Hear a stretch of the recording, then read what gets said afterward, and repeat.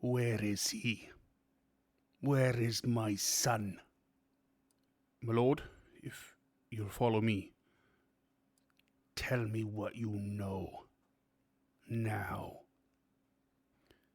Well, my lord, he came back alone. Armorless and... Armorless? Yes, my lord. Armorless and weaponless. I see. And what else? He has not spoken since he returned, my lord. Nor has he eaten, or even looked anyone in the eye. I see. And none came back with him, my lord. All but him were lost. And one other thing. Yes? Out with it. He was carrying something, my lord, something wrapped in cloth. But when we asked about it, when we tried to take this burden from him, He what? He became feral, my lord. I see. Open the door. Yes, my lord. The door opens to reveal a room dimly lit by a weak fire.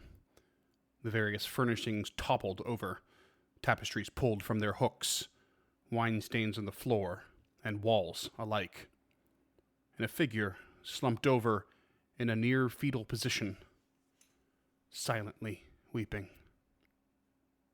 Where is it, boy? The figure stirs slightly. Where is it? The figure drops a bundled cloth.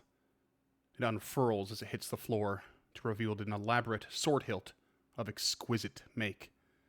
A bold and beautiful sapphire at the center and encrusted with other precious gems. The blade gone.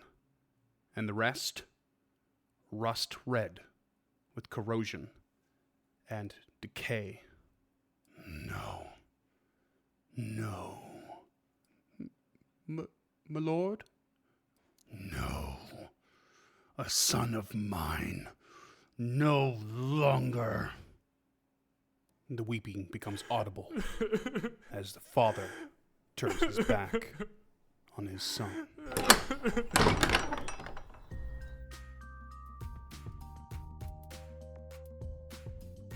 Hey there, creatures, and welcome to Encounter This, a podcast exploration of the creatures from Dungeons & Dragons and the lore that surrounds them. Hey there, creatures, and welcome to another fantastic episode of Encounter This. You may or may not be seeing this on camera for the first time ever. I am your host, James How Bazar Kid, as in the little elephant, I'm assuming.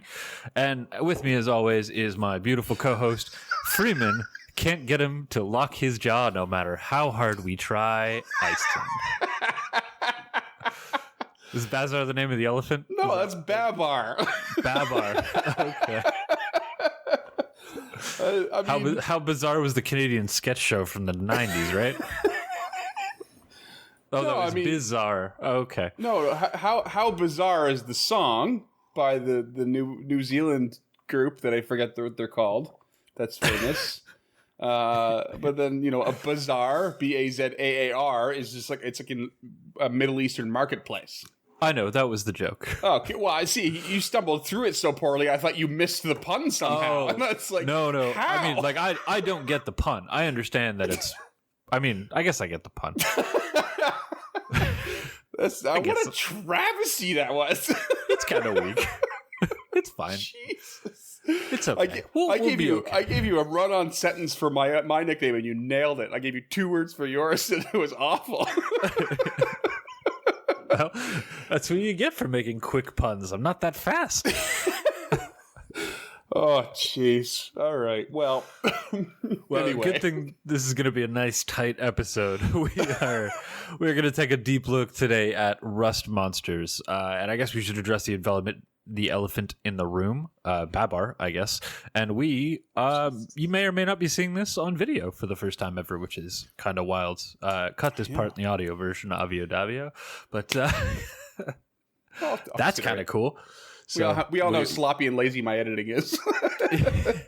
We got some tricks up our sleeves today, maybe. But the most important thing is Freeman is going to take us through rust monsters, which are found in the monster manual on page 262. Take it away, good buddy. Oh, sure. As I look at my wall. Rust monster. This is a really, really old D&D creature from first edition on. Been around for a long time. It's a quick and simple run through on this one. I think they're pretty nifty, though. They have a little flavor to them that you don't really see too often. So we'll get right into it. Cool. A rust monster is considered extremely dangerous for a very specific reason. Okay. Although normally docile, this strange creature has the ability to corrode any ferrous metal and gobble up the rust that it creates. Now, for equipment like armor, shields, or swords belonging to countless adventurers have been destroyed, of course, and leaving said adventurers incredibly vulnerable as a result. According to the Monster Manual, most dwarves would rather face a squad of orcs than find themselves face-to-face with a rust monster for this particular reason. No doubt. That's vicious. Yeah, we all know the stereotype of dwarves, and they love their forging and weapons and armor and that sort of thing. So they deal with a lot of ferrous metals, and it's definitely a big part of their culture and their survival, realistically. Right. So it stands to reason that this is probably at least a bit of a like local legend style monster, where you fear the rust monster because it's. Right. It's gonna fuck with everything that we hold dear. Now the rust monster itself, I saw you put the picture up. If you want to put it up again, maybe. For sure. It's for those of you watching. Yeah, the rust monster is covered in thick, lumpy armor. It walks on 4 legs in a squat position. Its tail is long and ends with a bony protrusion. Its head sprouts 2 long antennae from its insect-like head. It's yellowish tan on the belly and rust red all along its back. They basically roam. Looks like a lice. It does. A louse. Yeah. Yeah, it definitely does. It's got a very reminiscent to that. I give you that. I guess it's like I wonder if they've gone way out of the way to make it 4-legged just to not emphasize insectile. But yeah, maybe. But otherwise, they roam subterranean tunnels and passages, basically just searching out ferrous metals like iron, steel, adamantine, and mithril. Is that canon? Is adamantine and mithril ferrous? That's right in the Monster Manual. Really? Okay, yep. I did not realize that. So, are you going to touch on what a ferrous metal is? I personally don't know on sort of chemical basis or anything. I believe. Steel is like I think we just discussed this before. Is steel not an alloy? Yeah, so iron? Steel is definitely an alloy. I don't know the specific makeup, but ferrous would lead me to believe that it's iron. So ferrous is the Latin word for iron. So ferrous oxide is iron oxide. Yeah, that's why it's the Fe in the periodic table. I did not know that adamantine and mithril specifically kind of blows me away that's an alloy. That's not a pure metal. Yeah, as opposed to an honorable mention section this time around, I actually have a breakdown, a small breakdown on that exact topic. So when we get to there, that's awesome. Cover it. Yeah.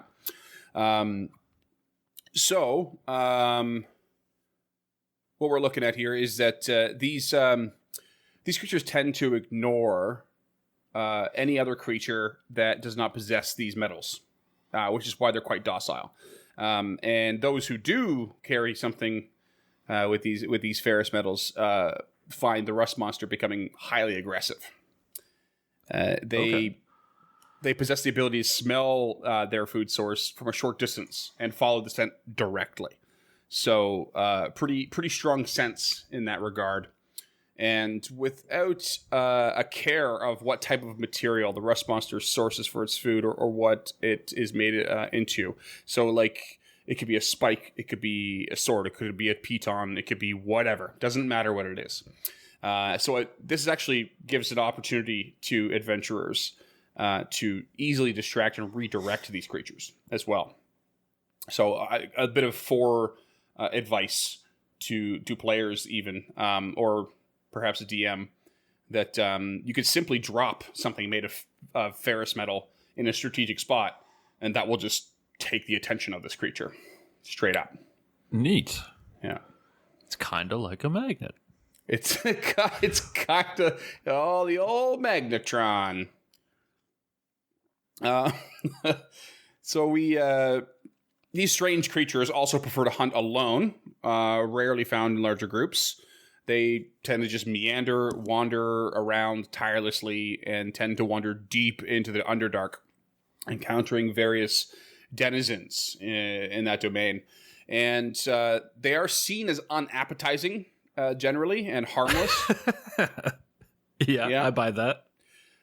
Which, I mean, to some degree, I find a little bit strange, considering if you're deep down in the Underdark, there's probably not that many appetizing things to begin with. So you'd think some insects or insect-like creatures might actually be a key food source, along with fungus. I agree with you. But this thing's mostly shell. Like I'm all for eating insects, crickets, mealworms, like that stuff. I'm all for that. Cricket protein is the way of the future.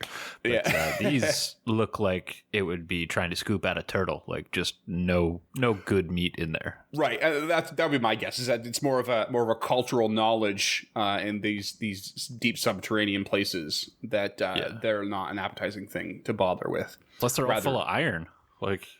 Yeah, I mean, that can't be easy to digest. An all iron diet probably does not make for great meat. At least you won't be lethargic. I guess. I mean, you might be backed up, but not lethargic.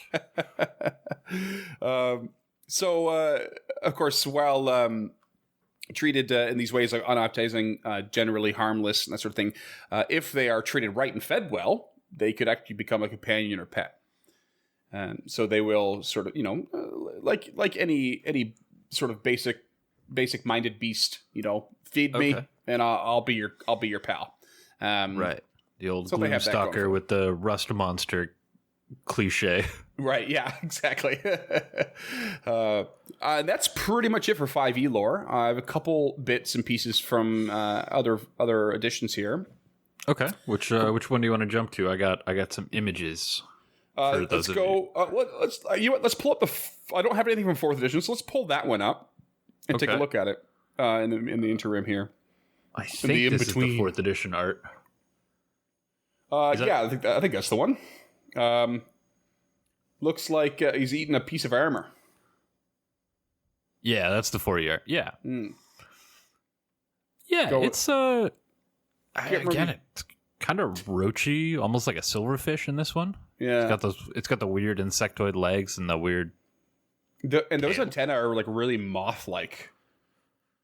Like sort of like feathery bits along the stem. I think that's what a dust mite looks like. Like the 5e art is like.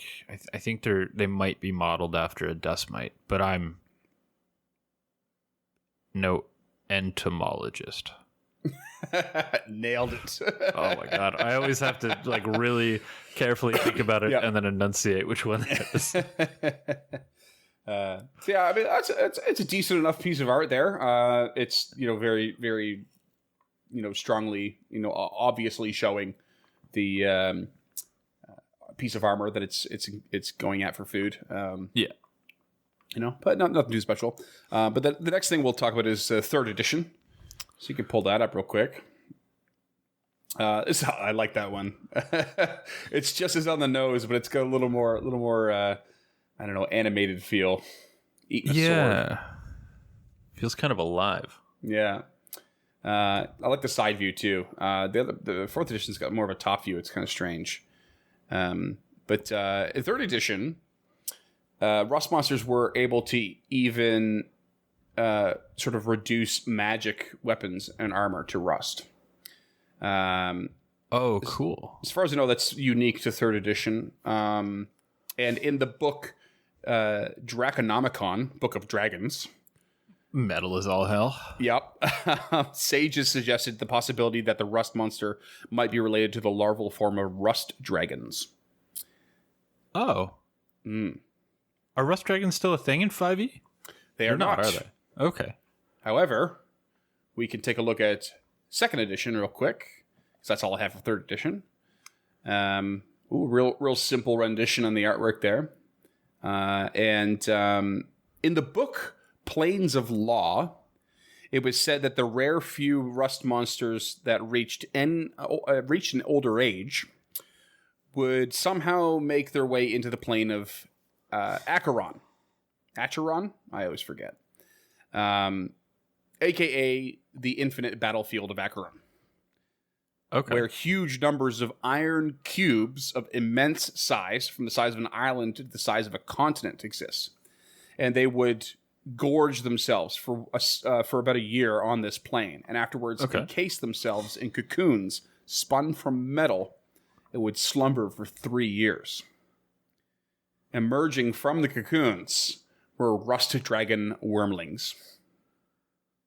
I got real excited that there was like this Valhalla for rust monsters for a little while there, and turns out they're just transforming into something cooler. Maybe cooler. I don't. We'll go over that when we hit the stats, I guess. But wild. And so the disputed part of this process is related to the origin, which is where I guess 3E kind of gets its very vague take on it. It's like, this is a possibility. 2E's sort of like telling you that it's the case. But the disputed part is that it is unknown whether or not the rust monster was from the prime material plane and simply affected by the magics of Acheron, or if they originally hail from Acheron itself and traveled to the prime material plane as part of the larval cycle. Which plane they're from, not sure. What is known, though, is that they spend time on both and eventually go through this cycle and produce a rust dragon wormling via their literal metal cocoon. That's still really cool. I like that a lot. Me too. Just like the last episode we did, 2E is just rife with beautiful lore. Yeah, it seems really to be the cool. theme of our show these days. Yeah.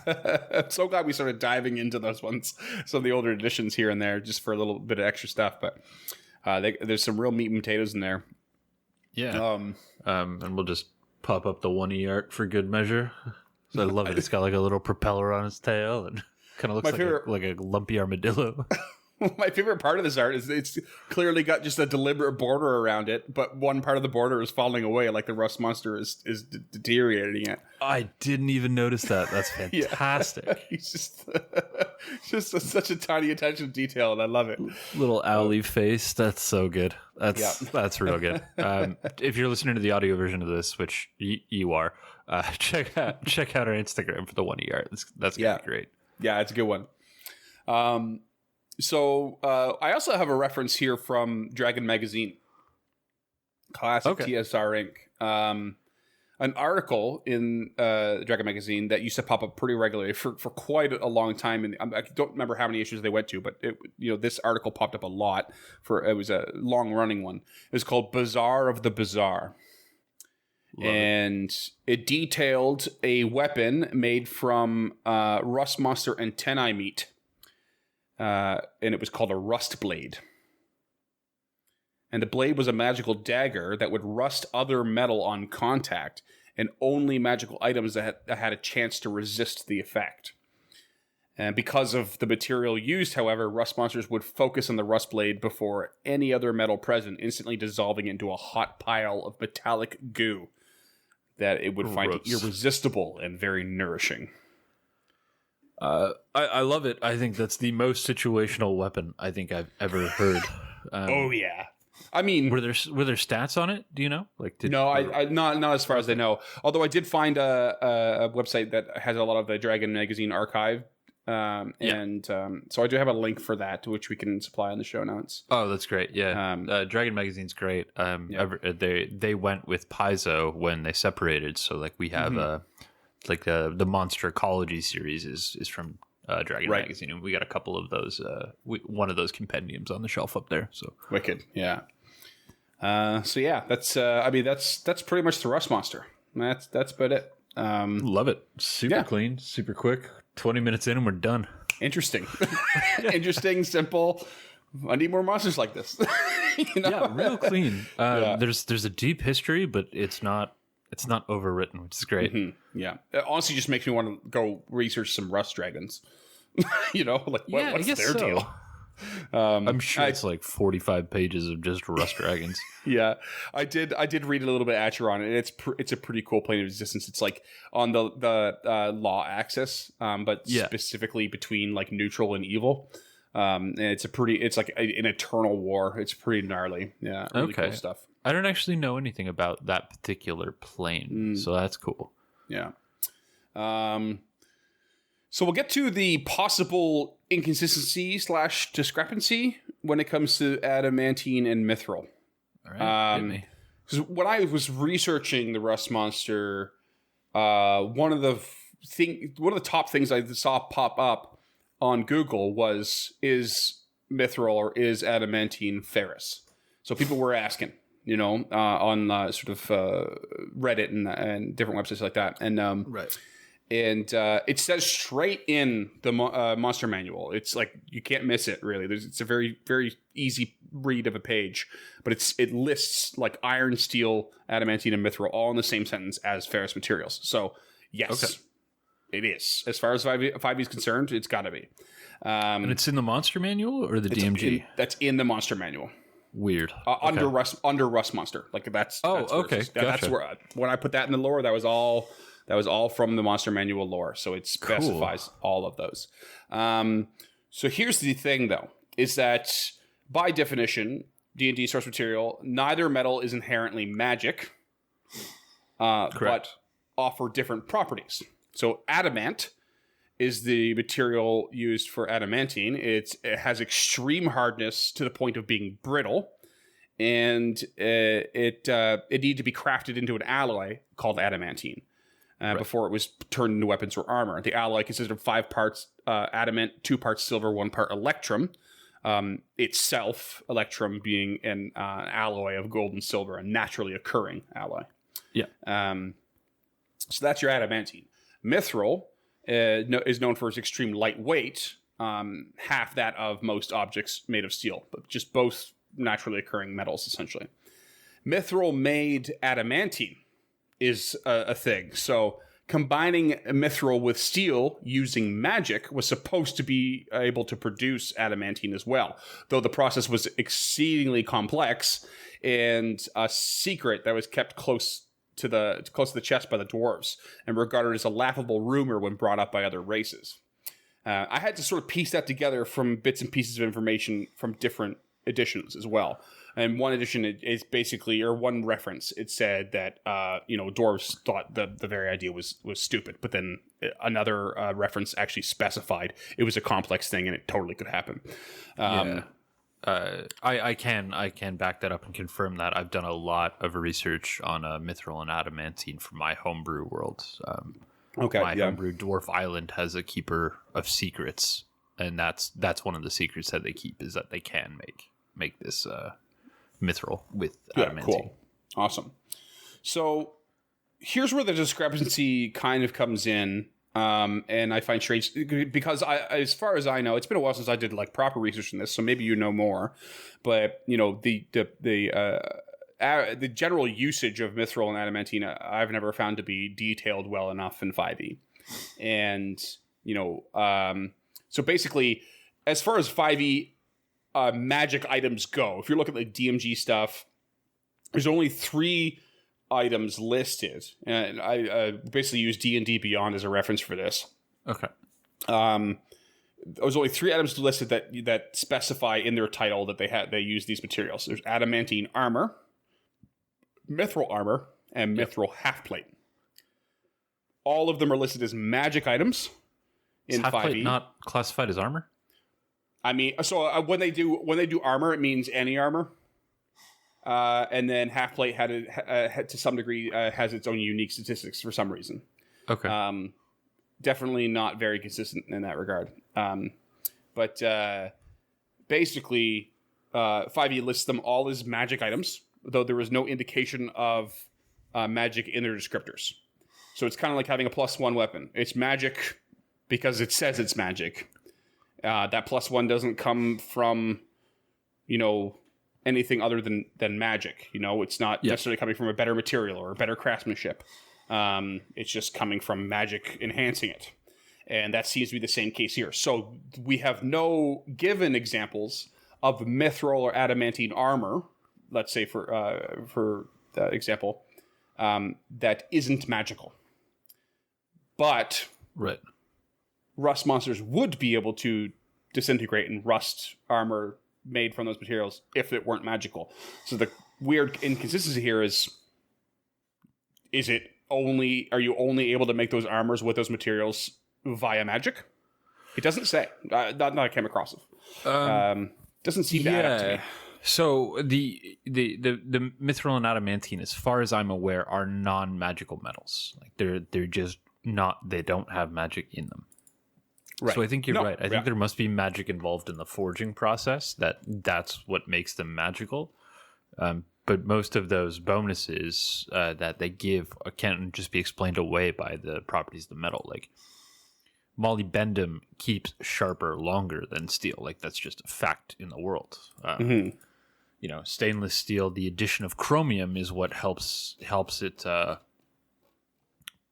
prevent from a knife from rusting. Is that addition of chromium? But that chromium is weak to like acid. So like citric acid specifically will rust your stainless steel knives because it helps wipe away that particular property.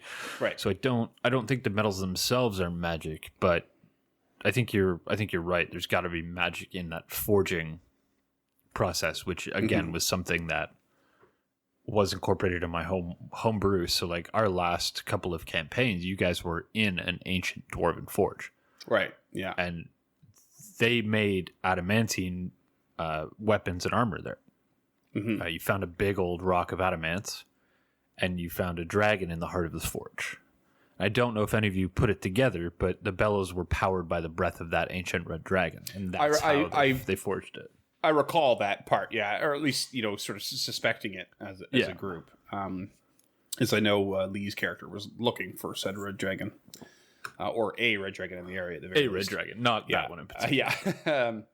But to me, this just spells out, and I know I've said it to you before, and I've brought it up on this podcast, I'm sure, and I've definitely brought it up to some friends. Like, this is to me emphasizes the importance of the need for a book like the Armorer's Handbook, which is by Heavy Arms on the Dungeons Masters, the DM's Guild website. It's just I can't recall off the top of my head if it actually does mithril and adamantine specifically in this context, but it just does add more sort of non-magic, mundane based improvements to weapons. It just makes sense to me that you should be able to have a mithril sword that's not magical. Just if every mithril sword comes magical, it kind of comes with that sense of it's always going to be more rare. Because you got both. You got two bonuses at the same time. And I like the idea of having more, available to you. Like, here's my sword. Oh, I'm going to go get a mithril sword. Can you now make my mithril sword magic? I like that process. Yeah, better than shopping all the time. On the same page. Yeah, I'm on the same page as you, but I also like the better things are, the more bespoke the material, specifically adamantine and mithril. They're hard to forge and hard to make, and more importantly, like electrum is very difficult to come by. Right. Like to the point where electrum is actually a currency in D&D. It's just never used. Mm-hmm. It's a half step between gold and silver. Right. But it because of the rarity of those metals, these swords wouldn't just exist in the world. Like there would be some for sure, but they wouldn't be like commonplace. You wouldn't be able to go and buy them down at the local blacksmith. Like this is something you'd have to hunt down. Like this is quest material for me, low level quest material, but you know, it's still it's just not something that I'm with you. Or at the very least, like, you know, available only, you know, via certain you know, trade routes. You're more likely to be able to find some, say, in a metropolitan city where there's lots of trade. You know, the local blacksmith and you know, podunk nowhere. You know, right. Good luck. But if you know the right people, like think of trying to find, you know, like retro video games is something I'm passionate about collecting, and like finding the game you're looking for at just a local store is almost impossible. Yeah. But, you know, if you go seeking it out, you know the right people, you run on the right crowds. This is where 5e backgrounds can come in handy. Yeah. That's that. Trying to find like a diamond in the rough sort of idea, right? Kind of, yeah. Like you hit that small town on your way, and you stop at the local blacksmith, and he tells you a story about how he found this strangely extra shiny horseshoe in the field one day, and you convince him to trade it to you, and you bring it to another blacksmith. He's like, "That's fucking adamantine. I can break that down for you." That's a cool little moment, you know? Or, you know, you just find it. Like in my world, adamantine is extraterrestrial. It's not naturally occurring on Earth. It naturally occurs outside of not Earth. Yeah, outside of the world. So it is an alien material. Mithril in my world is very, very different. Mithril I think of as like a very light, a very flexible metal, and it's elven magic, and it comes from the ancient home of the elves, which is not on the material plane. Right. So mithril is like actually a planar alloy, and adamantine is an alien alloy. See, like that's why they're so rare in my games, but that's not rules as written at all. Okay. But you're right. Having something like the Armorer's Handbook to help out with that is fantastic. I've personally never cracked it, but if that's something you guys want to go down and you don't want to spend the time thinking about it like I do, clearly. Yeah. Like it's there for you, and it's great. You speak the gospel about it all the time, and that leads me to believe it's a fantastic book. It really is just like a very simple to understand supplement, and it's very effective. I am a big fan of it, just because it just adds an extra level of detail that is missing from 5e, I think, but it doesn't complicate it. It's not even remotely complicated. You know, it's like you go to the local blacksmith and get your sword sharpened, and it does +1 damage. That's it. You know, it's very simple. You go to get it better. You go to get your sword balanced more appropriately. That gives you +1 to attack. Like, it's just very straightforward. And it actually adds in much needed rules for spiking your armor for the very rare. Let's be careful how we use words like much needed. Yeah, I mean, let's not go down the much needed path for 5e. That one dwarven archetype. The one dwarven archetype that's inefficient without a feat, which is technically an optional rule. So total oversight and imbalance on that one. Well, I mean, that's why it hasn't been published in anything but Sword Coast. Like, there's a reason some of those classes died there, and some of them evolved into the classes we see in Xanthars. It's like Wizards just pretending it doesn't exist. Pretty much, yeah. I mean, it is specifically a Forgotten Realm supplement. It's not a D&D supplement, which. You know, that works totally for me. Yeah. Paladin of the Crown is still my favorite archetype, but it's so cool. It's really cool. Yeah. And Bladesinger is a cool idea. It just needs to be executed better. Bladesinger is executed better. It's in a different book now. It's in Tasha's. Yeah, I think it's in Tasha's. Oh, they reintroduced in Tasha's. Oh, cool. Yeah. They redid it. It's good. Write in and correct me if it's not Tasha's, or don't. I'll just look it up later. It's sitting up like 2 feet from me. We're waiting for write-ins so bad. It's like James's tagline, and no one writes in. That's good. He's starting to die from lack of validation. Come on, guys, write in already. I like knowing that people out there are listening. You know, other than people who pay for the show. Yeah. But, you know, obviously we love you patrons. That's why we're experimenting with this particular video format. And maybe you'll even get to see it. This will not be going out to the regular public, but, you know, for $1 a month, you'll get access to it. Maybe, probably. I don't know. I make lots of faces. It's great. I don't even know. Like, I'm so terrified to watch it back to see like how many times I click my teeth or like look confused at you. Trust me, I'm stealing the show over here. Good. Well, that brings us to the classic moment after that. I didn't expect that tangent to go quite as long, but I'm happy it did. Gives you 10 minutes to cut if you feel like.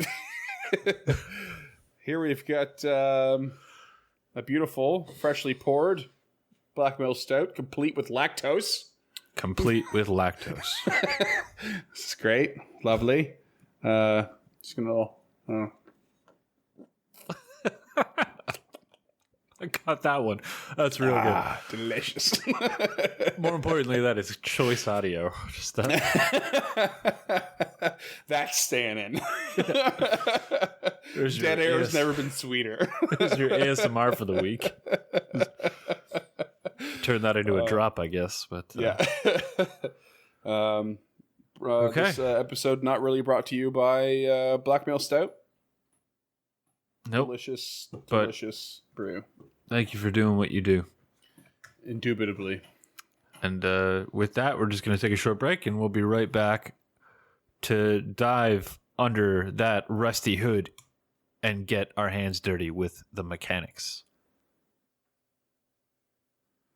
And we are back and ready to get our hands rusty, dusty, dirty. I mean, greasy. Hopefully, none of the above. My point is, we're gonna dig in. Oh, we're gonna pop open the hood and figure out how this thing works in a little section we like to call the mechanics. I've been drinking. yes, we have. Let's go to the old Rust Monster here. I guess I'll do a quick reference here back to our nicknames. You were How Bizarre Kid because the Rust blade came from the Bizarre of the Bizarre. Right. I was can't get him to lock his jaw no matter how we try because there is a correlation with tetanus to rust, but not a causation, which is misunderstood. I know this is a fun fact by Freeman that everyone was dying to know. I'm actually super curious now. Well, the thing is that tetanus tends to be in similar places we often find rust. Of course, if you're sliced by a knife or a blade or jabbed by a nail, or that you have to kind of worry about it. But it has very little to do with rust specifically. And tetanus is actually found in soil a lot. When we often find ourselves exposed to it is because we have encountered a sharp or rusty object, cut ourselves, and we're exposed via the tetanus in the soil, not by what was on the rust. Everybody from a small town has stepped on a rusty, dirty nail. 100%. I just got my last. I got a tetanus shot for that exact reason. Like 4 years ago. It's fucking painful. I did it when I was a kid once. Goddamn nail right through the sneaker. Yeah, right into the foot. But that's exactly what happened to me. No tetanus from that because it's not actually on the rusty nail. Right. It's the exposed wound. I'd fuck around with it. It was no, for sure. No, rusty nail through a board in the dirt that I stepped on and went right through my shoes. Like the very short article I got this information from, the first thing it said was like, get the tetanus shot anyway. Like, don't fuck with it. It's like literally 10% chance of death if you get tetanus. Like, like that's very large. It's so bad for you. So it's like, we're here to tell you rust does not cause tetanus, but the first thing we're going to tell you is get your tetanus shot. You don't fuck don't around be stupid. with it. Yeah, it hurts though. So, like they put it right into the muscle. It's not good. You old Rust Monster mechanics. Real. Despite the sort of terrifying nature that they seem to have with dwarves and the lore, they're only a half CR creature. So we're looking at something very, very mundane and simple here. So it's about as strong as a dust mite too. Yeah, pretty much. HP at 27, AC 14, natural armor, of course. Speed of 40, so they're pretty quick. Medium size, monstrosity. No weaknesses or immunities or resistances to speak of. Dark vision 60, makes sense. Subterranean. Yeah, that AC kind of bugs me. They look like they got a pretty deep carapace. Yeah, but could be higher. don't know. Maybe you're hitting the squishy bits. I don't know. I guess I've never dissected a rust monster. But, not yet. They've got iron scent, so also detailed in the lore. Can pinpoint ferrous metals via smell within 30 feet. Okay, I like that. I really dig that, and now it makes sense why they have all the ferrous metals listed in the stat block. That's cool. I like that wizard. Yeah. So it's a small distance, but it's it's mechanically appropriate. They can also have the ability called rust metal, which we of course expect. Non-magical weapons that hit the rust monster corrode. After dealing a damage from the weapon gets a cumulative -1 penalty to damage. And when the penalty reaches -5, the weapon is destroyed. Okay. Non-magical ammunition made of metal is also destroyed upon impact, but it's always in both cases after it deals the initial damage.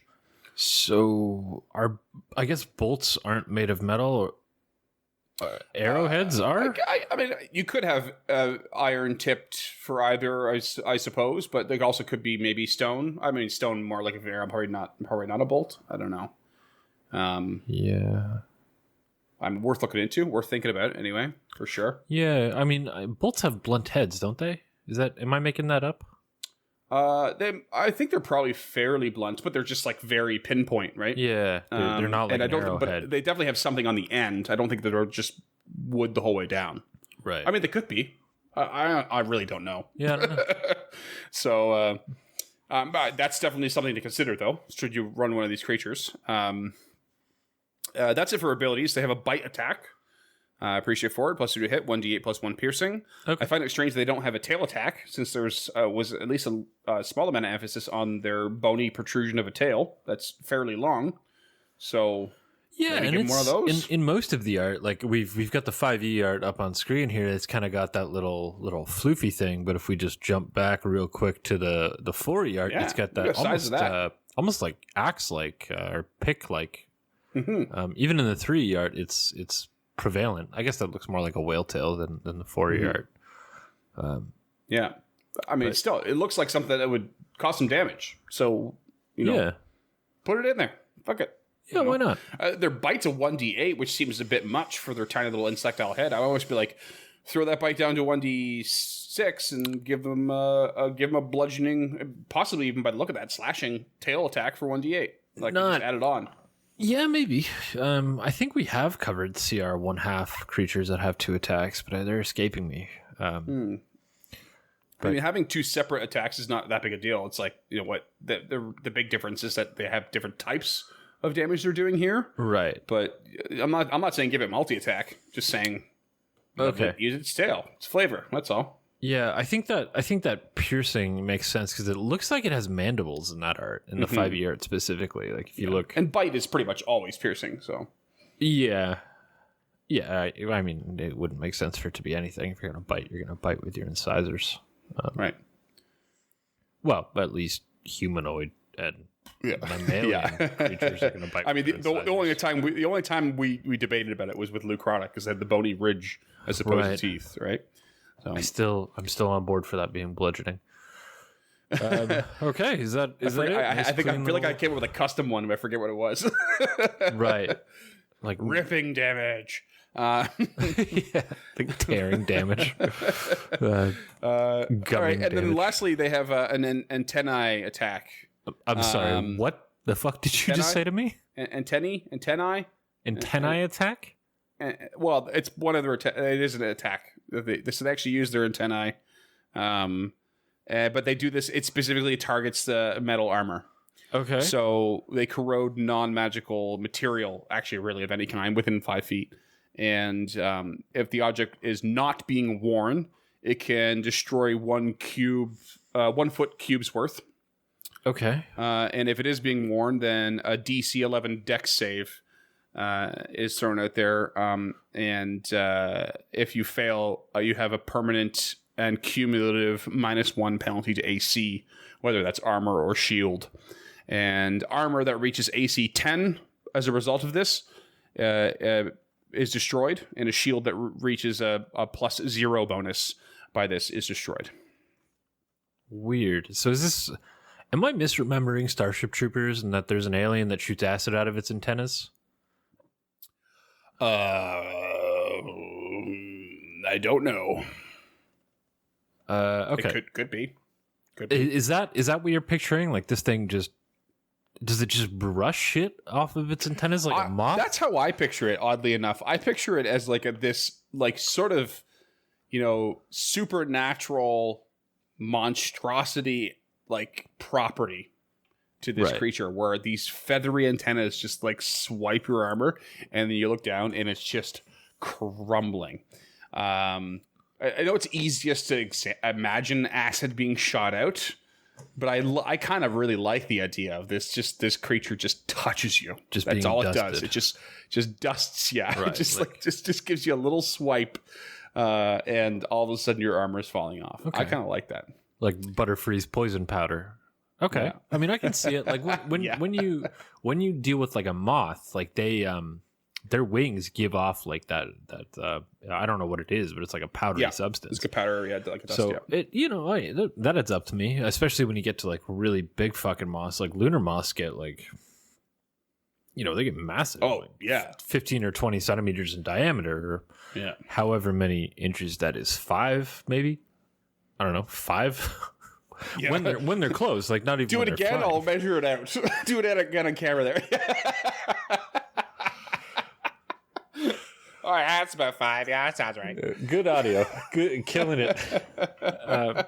So I like it. It makes sense. Like scrubbing bubbles are pretty much a powder. Like it works. Yeah. So yeah, I mean, there it is. Maybe that's a good way to play with it. Is that there's a dust, say, that they produce on their antennae, and then maybe that dust can be cultivated in some way. Oh, that's cool. I like that.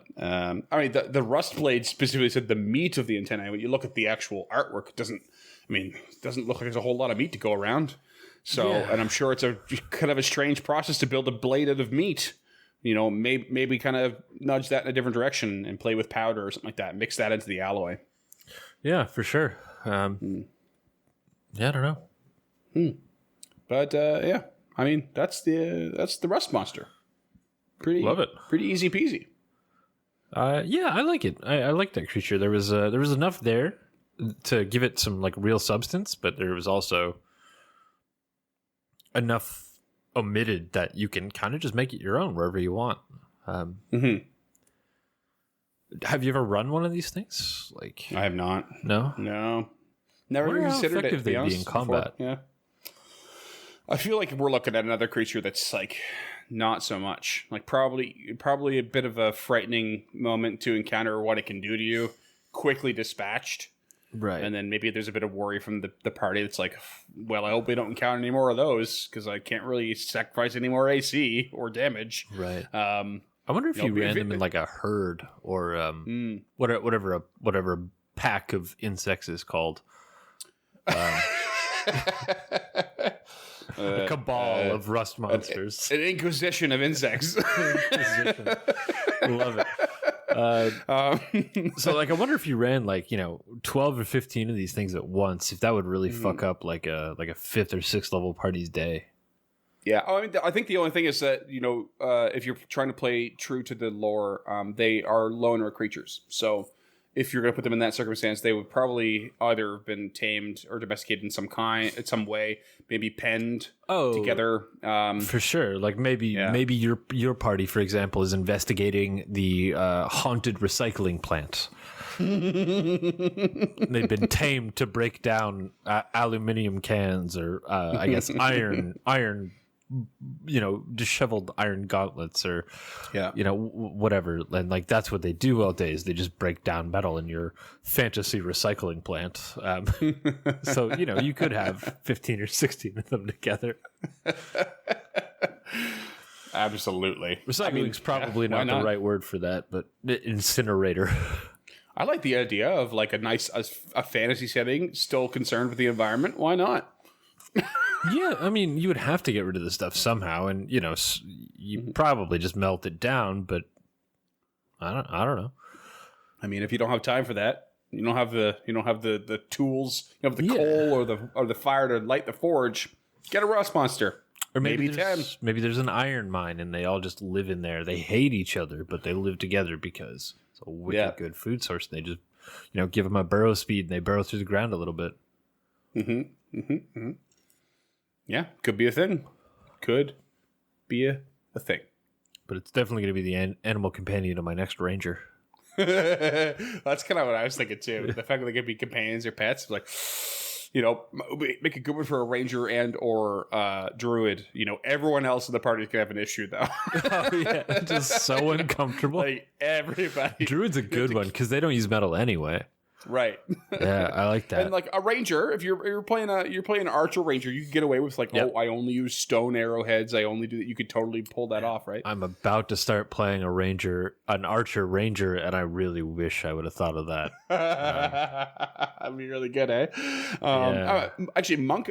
I mean, not that everyone has animal companions, but like a monk would get along fine, probably. I don't see why everyone couldn't have animal companions. Like, there's rules in my game for you to just buy an animal and start training it. Like, but mostly, I'm just thinking about like what party makeup would not have an issue with the rust monster. So I mean, monk would probably be fine. Well, wizard, a punch maybe. monk would be fine. Not like punch monk. Yeah, not like a way they can see.